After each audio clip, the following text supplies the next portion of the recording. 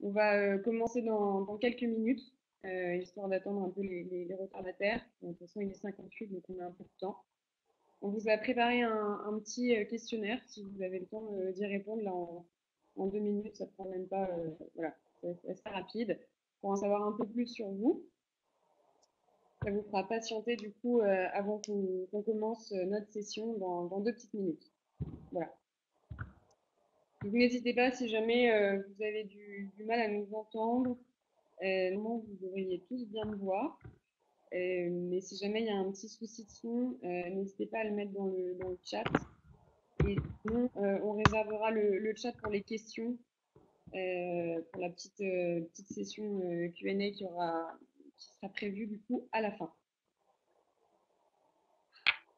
Voilà, donc je vous laisse répondre au petit sondage et on va commencer d'ici 2-3 minutes, je pense.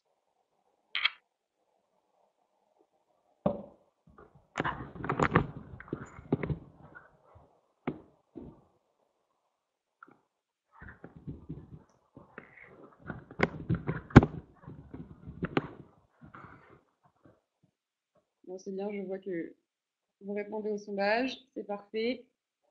Je vous invite à le faire avant le début de la présentation.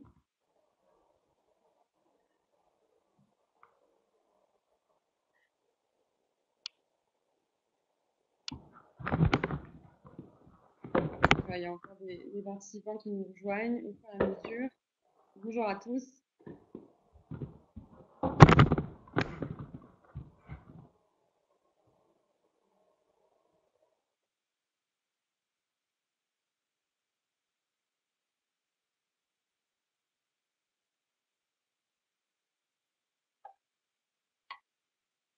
N'hésitez pas à répondre au petit sondage avant qu'on commence. On va commencer dans 2 minutes, je pense, histoire d'attendre les derniers.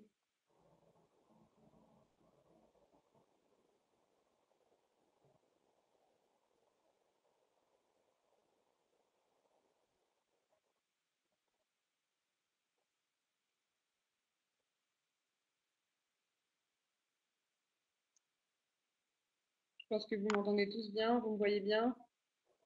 Sinon, quelqu'un me l'aurait dit, je pense.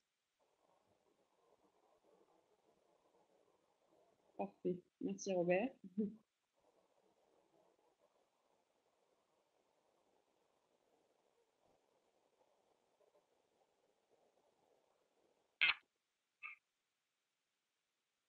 Il y a encore deux gens qui arrivent, c'est bien.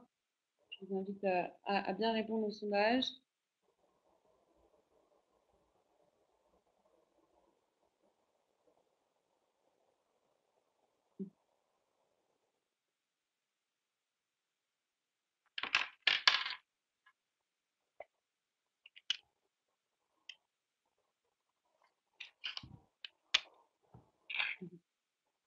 On va commencer dans une petite minute. Donc, ceux qui n'ont pas répondu, vous pouvez encore répondre.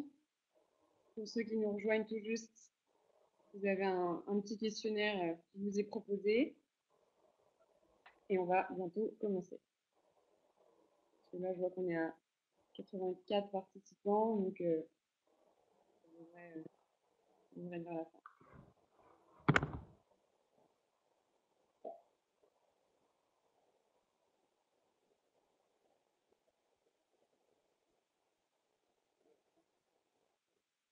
Il est 11h02.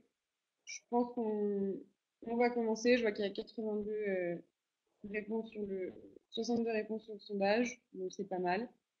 Je pense que Nicolas qui arrive, on va commencer. Donc je vais lancer la présentation. Du coup, bonjour à tous. Bienvenue sur ce deuxième webinaire 3D Native où nous allons parler des applications pour les matériaux d'impression 3D haute performance comme le PIC, le PEC et l'ULTEM. Avant de se lancer dans le vif du sujet, je vais rapidement vous présenter les intervenants et rappeler l'agenda du jour pour qu'on soit bien calé au fil de notre présentation. Donc, vous pouvez toujours, je crois, répondre au petit sondage si ce n'est pas fait pour en savoir un peu plus sur vos usages en impression 3D et particulièrement sur ces matériaux. Donc moi, je vais d'abord me présenter. Je suis Mélanie Renard, rédactrice en chef chez 3D Native.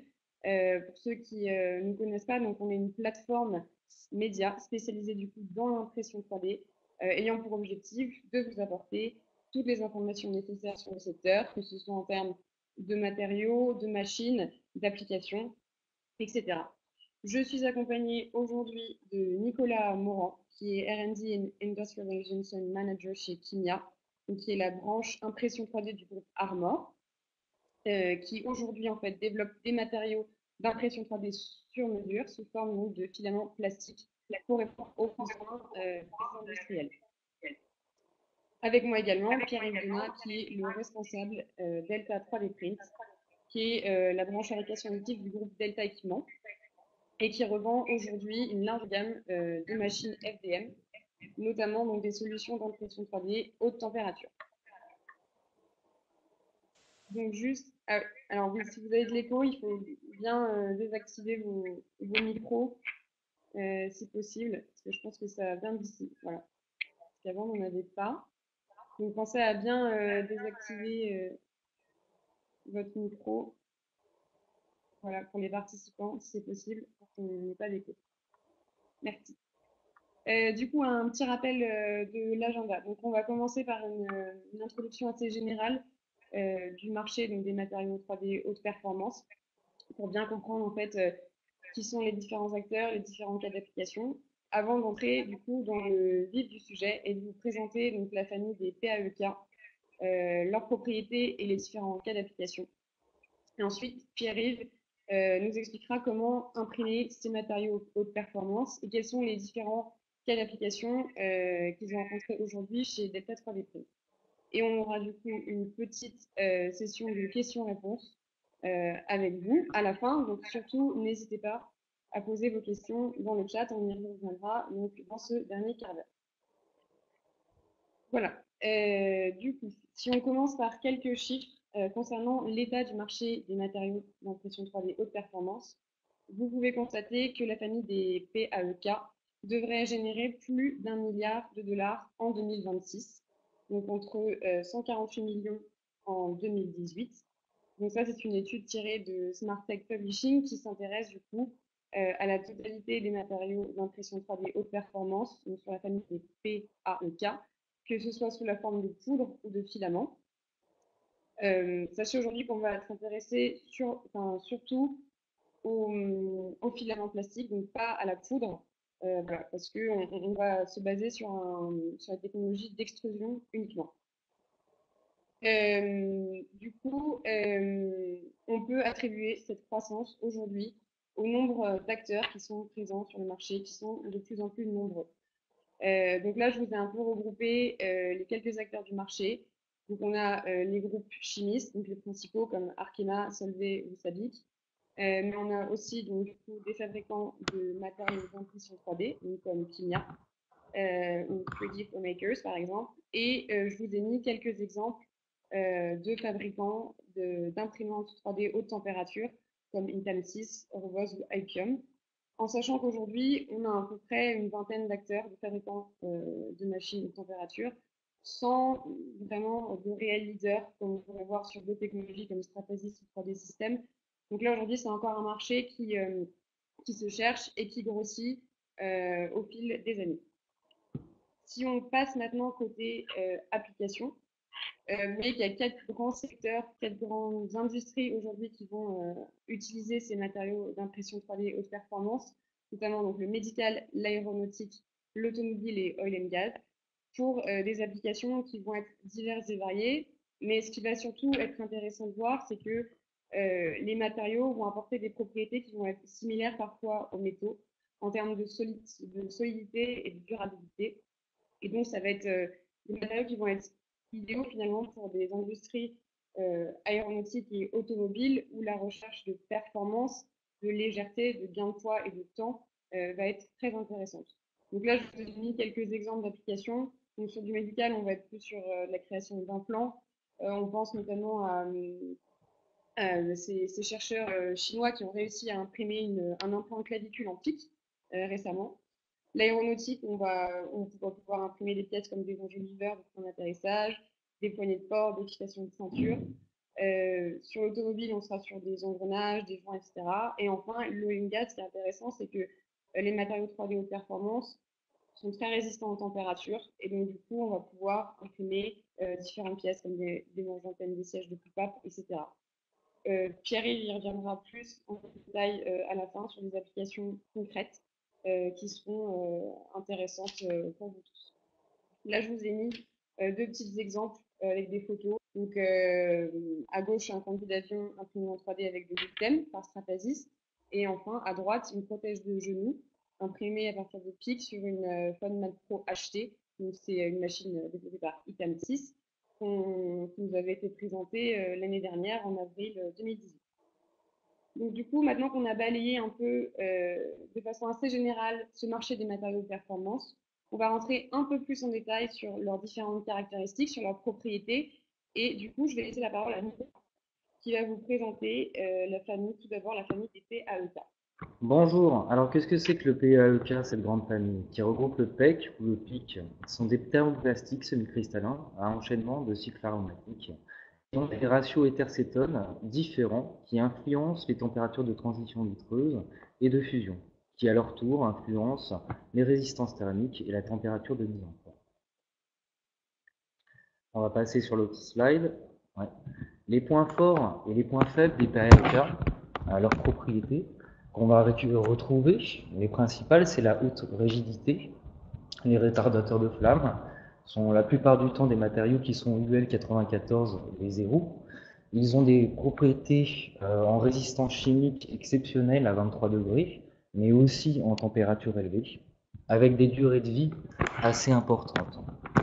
Le point faible qu'on peut retrouver, ça va être la nécessité d'utiliser des températures élevées dans la transformation. Des tons qui vont être assez uniques, on ne pourra pas les colorer très facilement. Ça restera sur du noir, du beige, du bleu ou du vert, et une sensibilité aux radiations UV. Notre gamme de matériaux Kimia regroupe le PU, l'ULTEM 1010, le PEC A Kimia, A pour amorphe, et le PEC carbone, fibre de carbone renforcée. On retrouvera des températures de transition vitreuse qui sont un peu différentes entre le PUI et le PEC, et donc des températures d'usage maximum qui resteront différentes aussi. À savoir que le PUI ne pourra pas aller plus loin que 200 degrés en température d'usage en continu, alors que le PEC A pourra pousser jusqu'à 260 degrés.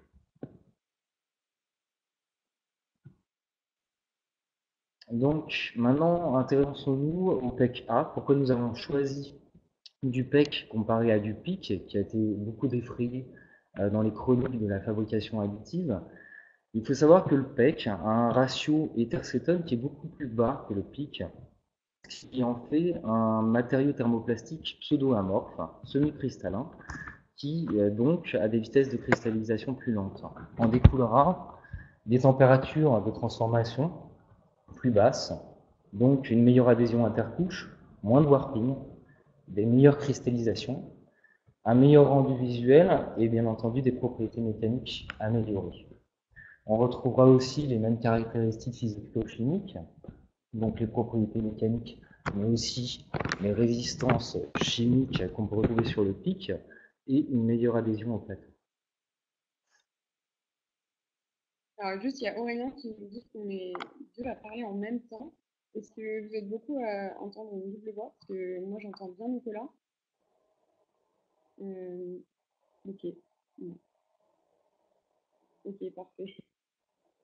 Très bien. Excuse-moi, Nicolas. Du coup, Ouais. on va continuer. On va enchaîner Qu'est-ce sur qu'on les peut donner propriétés. comme propriétés les plus importantes du PEC amorphe, Kimia? Ça va être de bonnes propriétés mécaniques comparées à du PIC qui sont à peu près similaires, une très bonne résistance à l'hydrolyse, une constante diélectrique élevée qui donne des propriétés isolantes. On retrouvera aussi des résistivités surfaciques importantes, des transformations à beaucoup plus basse température comparées à du PIC ou du PUI, et des résistances chimiques qui sont excellentes. Seuls trois éléments sont déconseillés en utilisation sur le PEC, l'acide nitrique, le sulfurique et le chlorure de méthylène.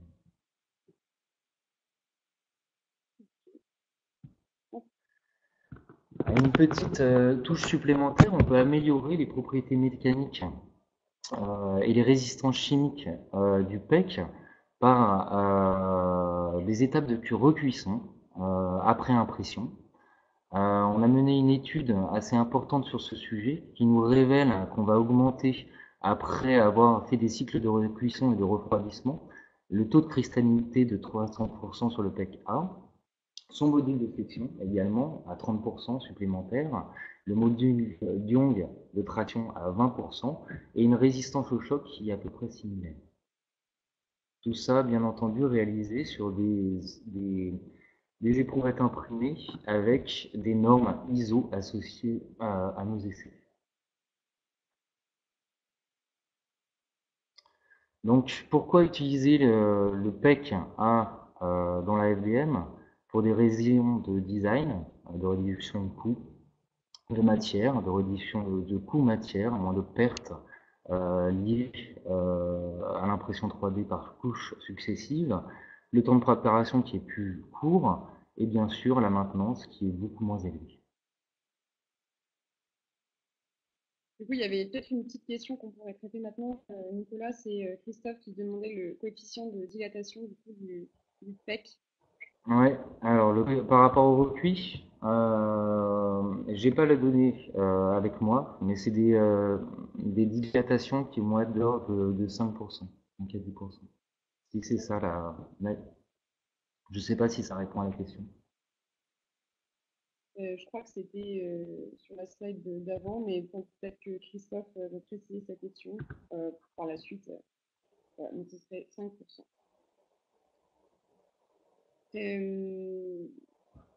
Du coup, maintenant qu'on a vu ces différentes propriétés, on va laisser la parole à Pierre-Yves qui va nous expliquer du coup comment imprimer ces matériaux et quelles sont les problématiques qu'il a identifiées aujourd'hui chez Delta 3D Print. Pierre-Yves, du coup, je te laisse la main. Bonjour à tous. Est-ce que tout le monde m'entend? C'est bon, Mélanie? Oui, on t'entend bien. Parfait. Super. Alors nous, en fait, chez Delta, donc ça fait à peu près 1 an et demi, 2 ans qu'on travaille sur les problématiques des matériaux haute température, principalement PIC, PEC, PEI. Et au début, on n'avait pas la chance d'avoir des imprimantes qui montaient très haut en température dans les chambres.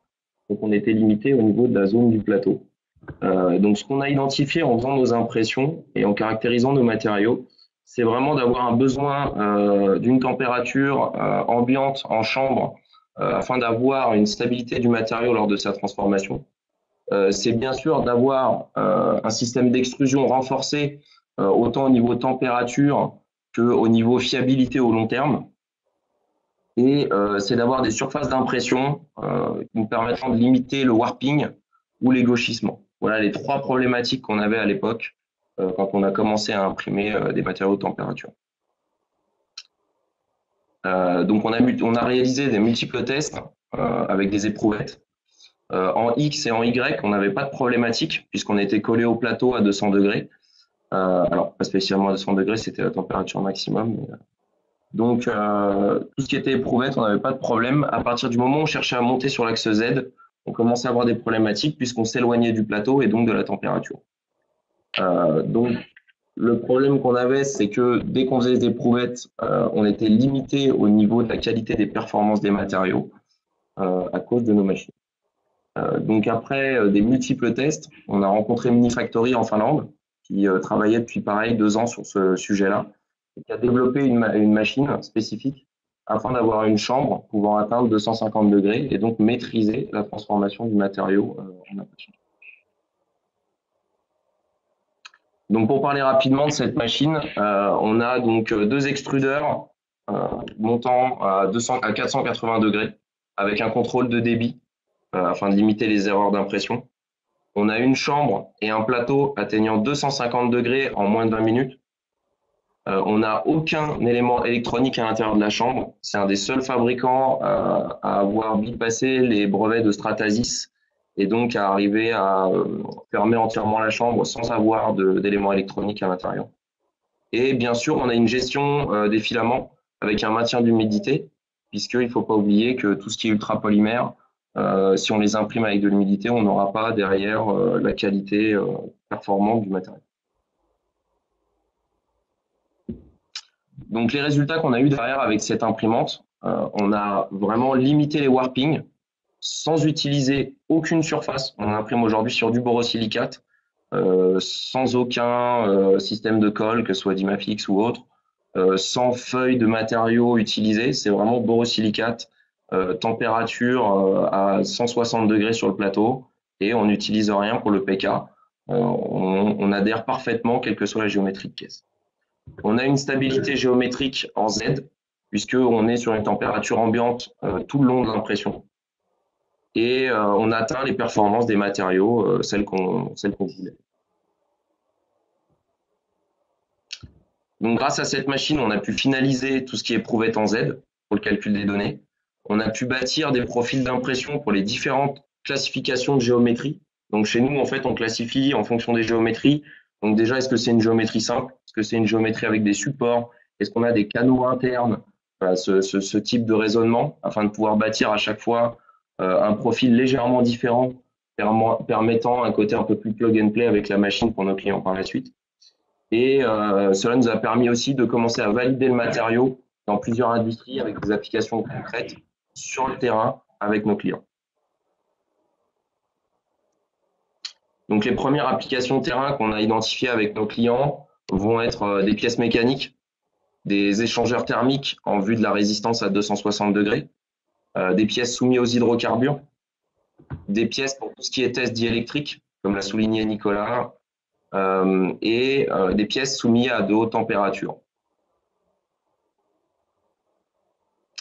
Les industries actuellement qui nous accompagnent sur tous ces développements vont être principalement l'aéronautique, l'automobile, le railway, donc les industries de transport, les fabricants de machines, les intégrateurs et les fabricants de machines spéciales, et certains utilisateurs finaux.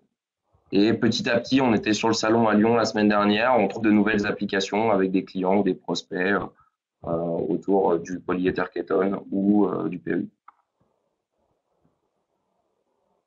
Donc aujourd'hui, la Mini Factory, c'est 6 mois de test à Delta 3D Print, et c'est plus d'1 an de test chez Mini Factory qui ont permis de fiabiliser entièrement la machine, de la faire évoluer au niveau côté utilisation, pour avoir, comme je disais tout à l'heure, quelque chose de plus plug and play pour nos clients, et d'avoir vraiment une machine fiable au long terme dans ses composants pour imprimer à de telles températures.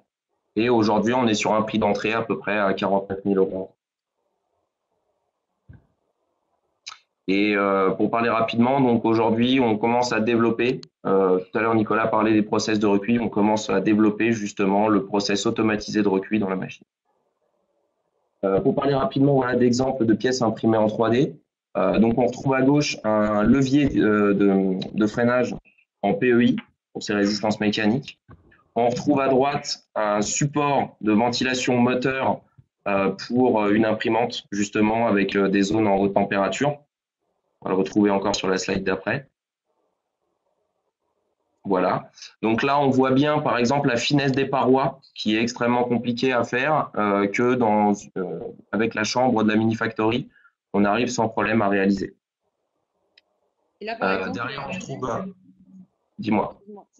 C'est des pièces qui ont pris combien de temps à imprimer, du coup?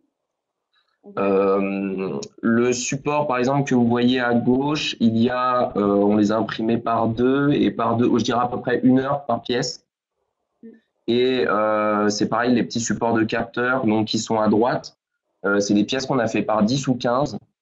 À l'œil, je dirais à peu près 30 minutes, un petit peu moins d'impression. D'accord. Justement, il y avait une question par rapport à la machine, Pierre-Yves, quel était son volume d'impression?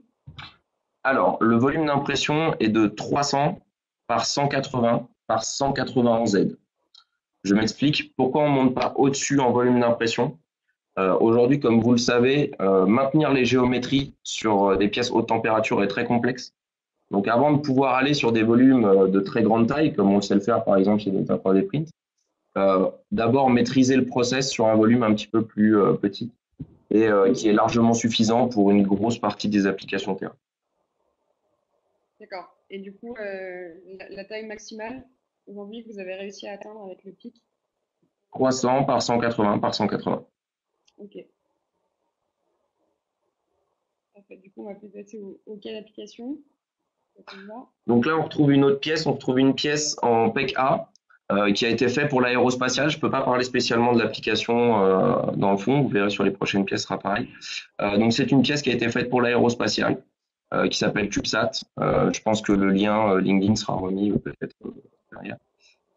Et donc qui sera installé pour l'aérospatial. Ok.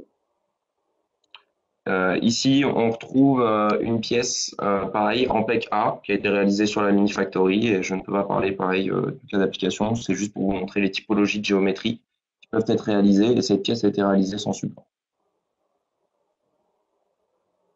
Et là, on va retrouver donc un prototype d'aile fait en 3D en PEI. Donc, il n'a pas été imprimé sur cette face-là, il a été imprimé sur l'autre face, sur la face que vous voyez devant vous. C'est pour montrer les remplissages qu'on a mis sur ce sens. Ok, parfait. Du coup, on a pas mal de questions là qui sont arrivées, Pierre-Yves et Nicolas. Notamment Grégory qui demande si on peut détailler les différentes étapes pour l'impression du PE4K, la chauffe, le post-traitement, etc. Alors, je peux prendre la main, c'est assez simple. Bon, aujourd'hui, pour le PEC A, aujourd'hui, si on l'utilise en phase amorphe, c'est concrètement aujourd'hui du plug and play sur la machine. On met en préchauffe la machine à 160 degrés plateau et 150 degrés en chambre. 350 degrés d'extrudeur au début. On fait une calibration. La calibration est obligatoire avant chaque impression. Et tout est automatique, hein, bien sûr. Et derrière, on va commencer donc l'impression à 380 degrés d'extrudeur. Et comme je le disais, 160 degrés de plateau et 150 degrés en chambre. Et derrière, l'impression va se dérouler comme vous pourriez le faire avec n'importe quel type de matériau. Vous allez avoir un contrôle de débit sur les extrudeurs. Donc si jamais, lors de la première couche, lors de vos baby steps, vous allez un petit peu trop écraser ou autre, vous allez avoir une remontée de l'extrudeur qui va mettre en pause la machine. Et derrière, vous pouvez la relancer en faisant votre baby step sans aucun problème. Et ce qui vous permettra d'avoir une bonne stabilité de première couche et derrière un bon déroulement de toute la pièce. Et du coup, après, en termes de post-traitement qui arrive, comment ça se passe? Alors aujourd'hui, il y a une fonction automatisée dans la machine, en fait, qui permet de faire un annealing après l'impression. Aujourd'hui, pour l'instant, on est en train de bâtir en fait les règles d'annealing, puisque en fait, en fonction du nombre de contours qu'on va faire sur la pièce, du remplissage interne, de la finesse des parois et autres, les paramètres vont être entièrement différents. Et aujourd'hui, c'est encore en cours de développement. Mais il y a une fonction dans la machine qui s'appelle annealing et qui permet de faire un recuit de la pièce directement dans la machine à la fin d'impression. Donc on monte en température et derrière on va avoir une courbe de refroidissement linéaire qui va nous permettre d'avoir une. D'accord, ok. Et justement, il y avait ça tombe bien, il y avait une question du coup un peu plus de Jean-Baptiste qui se demandait le temps de recuit et la température de recuit. Je crois que ça concernait le PEC aussi. Peut-être que Nicolas, tu peux nous répondre. Oui, alors il y a différentes étapes de recuit. Généralement, il faut passer jusqu'à 210 degrés et après avoir des étapes intermédiaires pour refroidir la pièce et pas la choquer. Après, il y a toute une partie du travail qui doit être faite pour éviter la déformation du matériau pendant les étapes de recuit. Les températures, les temps de recuit qui seront nécessaires sont aussi liés à l'épaisseur de la pièce, sa dimension. Donc c'est quelque chose qui doit être fait en fonction de chaque pièce qui sera imprimée. Ok. Pierre-Yves, t'as quelque chose à ajouter ou c'est pareil? C'est exactement ça. Voilà, parfait. Et du coup, il y avait une autre question sur la résistance au choc par rapport aux pièces moulées, en particulier si l'impression en Z est élevée. Oui, alors ça on retrouve bien évidemment quand on monte en Z et quand on fait de la caractérisation Sharpie entaillée pour faire la résistance à l'impact, des écarts entre des résultats XY et des résultats Z. Généralement, on peut retrouver une diminution de 20%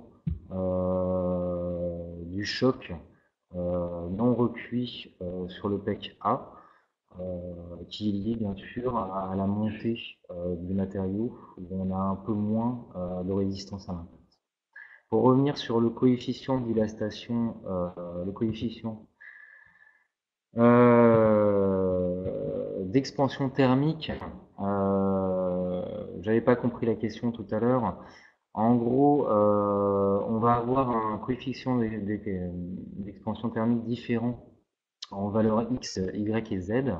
Ça va osciller entre 39 à 50 microns par mètre degré Celsius. Voilà, c'est pour ajouter l'information complémentaire. Parfait. Là, je vois qu'on a quelques questions en termes de support impression. Du coup, il y a Fabien qui demande, j'imagine que l'adhésion intercouche est très forte et qu'il est nécessaire d'utiliser un matériau de support différent. Alors, on peut utiliser le PEC comme support. Le problème qu'on va avoir derrière, c'est qu'entre guillemets, il va falloir le réusiner pour pouvoir avoir sa pièce finale. Les matériaux de support sont en cours de développement. Il y en a déjà qui existent sur le marché. Je pense que vous avez déjà entendu parler, par exemple, de l'ESM10, qui est un matériau de support soluble qui marche très bien avec le PIC, par exemple. Donc, il y a des développements en cours. On travaille sur les profils. Il y a des nouveaux matériaux aussi qui vont arriver. Aujourd'hui, c'est une grosse problématique, par exemple, le support, et il y a beaucoup de travail au niveau de ça. Donc, ça va arriver. Soyez patients.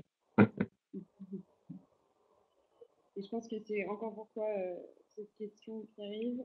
Est-ce que la chambre de recuisson est intégrée à la machine Factory ou est-ce que ça a un équipement? Oui, bien sûr. Vu que la machine en chambre tient jusqu'à 250 degrés, nous n'avons aucun problème à faire la recuisson directement dans la machine. Le programme est intégré à la machine et vous n'avez même pas besoin de sortir la pièce de la machine pour pouvoir faire la recuisson. Vous pouvôt la faire directement après impression en ayant bien sûr laissé le matériau refroidir entre les deux process. Donc, du coup, il y a la machine vient avec un double extrudeur.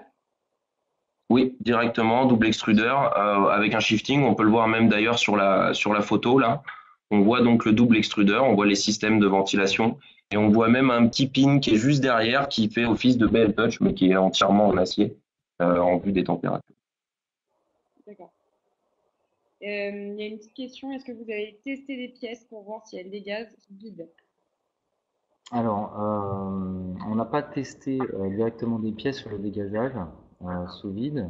On peut déjà vous donner des réponses sur le light gassing. On a un TML sur le PEC Akinia de 0,27%. On a STM 595 et un CV CM, donc les volatiles, les condensats de volatiles collectés, qui est à 0,01%.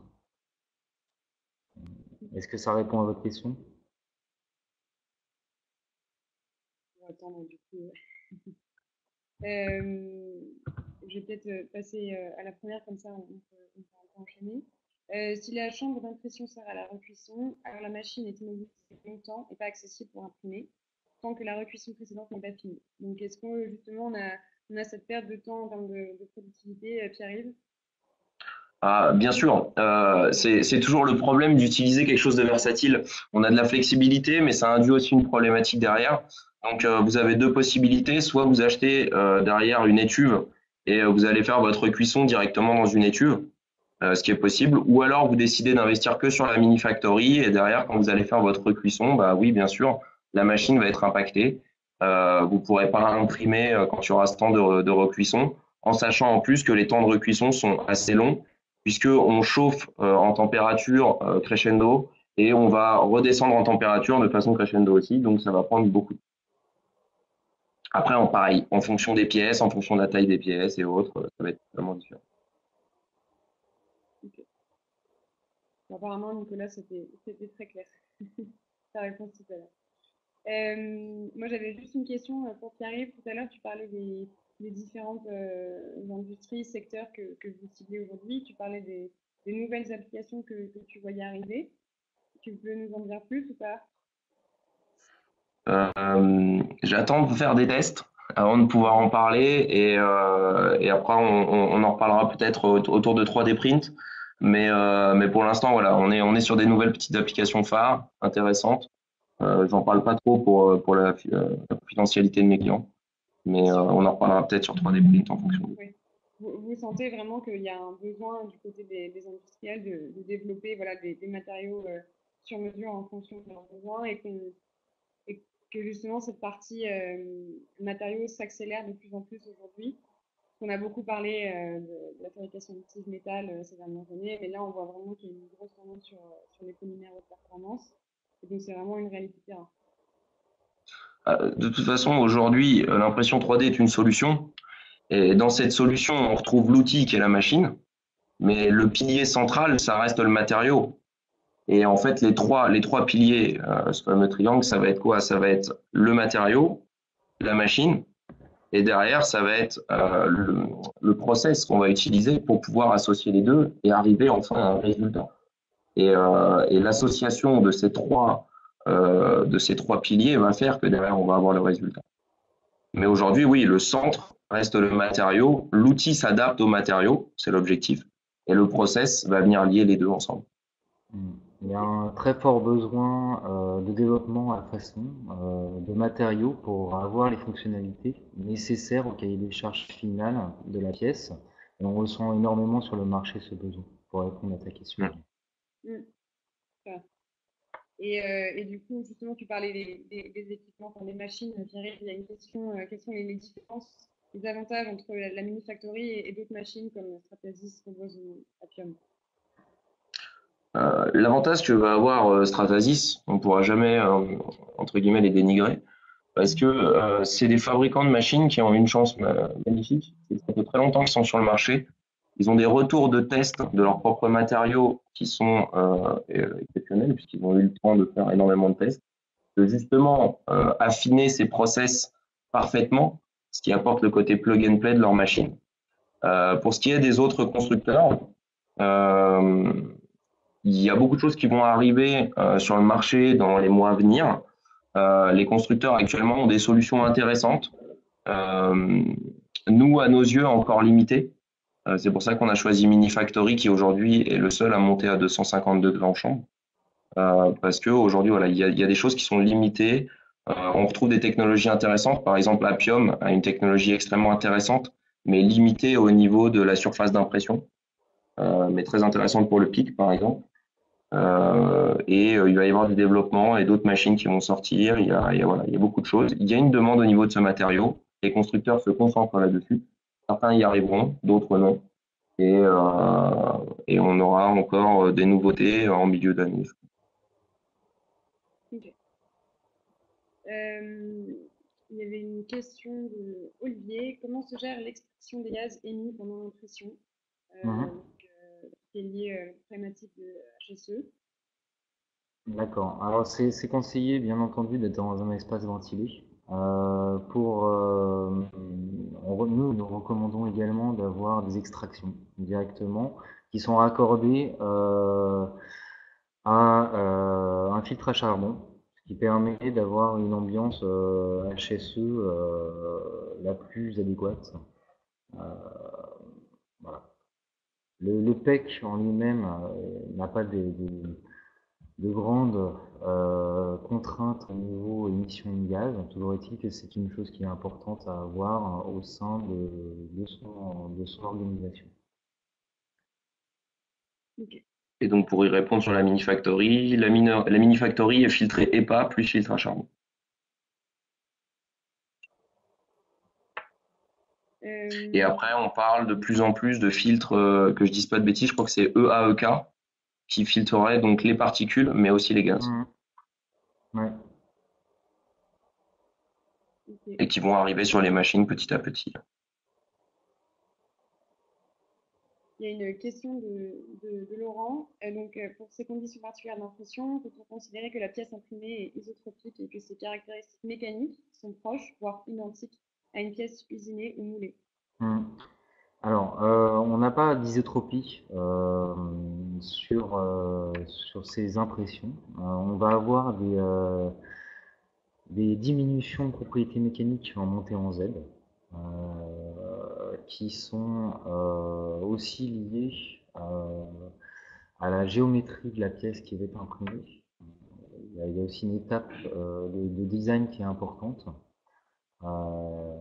pour limiter le plus possible les écarts entre X, Y et Z. On peut considérer qu'on a un ordre de grandeur de perte de 10 20 à 20% en propriété mécanique à partir du moment où on monte en Z. Ok. Est-ce qu'il y a des grands écarts de performance mécanique selon la direction de l'effort? Et si oui, avez-vous un ordre de grandeur en pourcentage? Là, ça rejoint un peu la question d'avant. Ok. Et Grégory se demandait si c'était possible d'avoir du PIC ou du PEC renforcé en fibre de verre et de carbone. Du coup, bah, Nicolas, Alors, on peut revenir sur la slide. Alors, on est plus quelle slide? Ça devait être la euh, 7 ou 8. ouais, Je sais pas. Voilà. Alors, dans notre gamme, on a le PEC A Morph Kimia, qui est un naturel, qui n'est pas renforcé par les fibres. Mais nous avons aussi, dans notre gamme, le PEC Carbone Kimia, qui est renforcé avec de la fibre de carbone. mm, parfait. Et Laurent se demande quelle est l'épaisseur de couche, quel rendu en rugosité. Alors, je ne sais pas de quel matériau en particulier il parle. Mm, apparemment, j'entends mal mes questions, mais je crois que. Mhm. Alors, l'épaisseur de couche, vous pouvez bien entendu travailler sur différentes épaisseurs de couche en fonction de la bûche que vous utiliserez sur votre imprimante. C'est un matériau qui reste rugueux en lui-même. On aura un rendu qui sera, c'est plutôt subjectif, mais plutôt rugueux comparé à d'autres matériaux. C'est quelque chose à garder en tête, effectivement. Et quelle précision sur la pièce imprimée? Je ne sais pas si c'est une pièce en particulier, Jérémy, ou pas. Bah, la précision, ça va être en fonction des pièces, mais et puis en fonction, ouais, bah oui, en fonction des pièces, c'est des géométries qui vont être complexes, mais on atteint sur des pièces génériques, on atteint 2 dixièmes. Et Nicolas, il y avait quelqu'un qui se demandait si en termes de coût des matériaux, si on peut avoir peut-être Oui, une alors petite on idée. peut, bien entendu, on peut se rapprocher après le webinaire et je pourrais vous mettre en relation avec notre équipe commerciale. Euh, et il faut, ouais, et je pourrais vous donner toutes les informations nécessaires.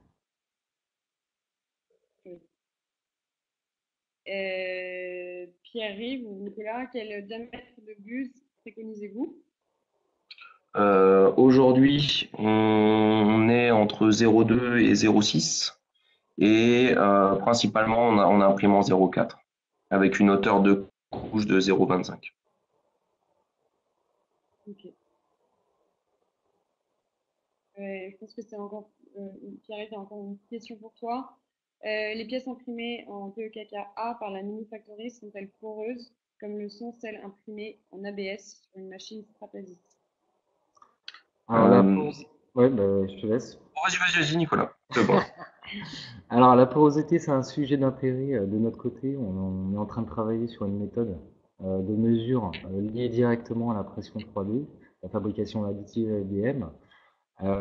Pour l'instant, on aimerait avoir des données quantitatives pour pouvoir vous répondre. On est en plein sur le sujet en termes de R&D. Ça reste, comme l'aspect rugueux, ça reste des matériaux qui seront poreux. Mais j'ai pas encore de données quantitatives à vous donner là-dessus, en comparatif par exemple à de l'ABS. Ok. Euh, et Pierre-Yves, concernant le logiciel, est-ce qu'on a la main sur tous les paramètres d'intuition? Tout bêtement, on utilise Simplify 3D. C'est clair. Euh, Est-ce que l'utilisation de ces matières a déjà été testée pour l'impression d'empreintes prototypes pour l'injection plastique? Moi, j'ai pas de sujet en cours. Enfin, je ne crois pas. Peut-être que je me trompe. J'en ai peut-être, mais je vais mener l'enquête. Pour moi, non. En thermoformage, oui. En injection, non. Et Nicolas, ça te... À ma connaissance, je ne sais pas. J'ai pas vu dans la littérature ou sur internet ce genre d'informations. Ok. On va prendre les dernières questions. Il reste 3 minutes. Donc, je vous invite à les poser si jamais vous voulez savoir quelque chose en particulier. De toute façon, vous pourrez vous rapprocher de Nicolas ou Pierre-Yves si vous voulez aller plus loin. Euh, il y a une question sur le traitement de surface, euh, lequel est aujourd'hui disponible, possible.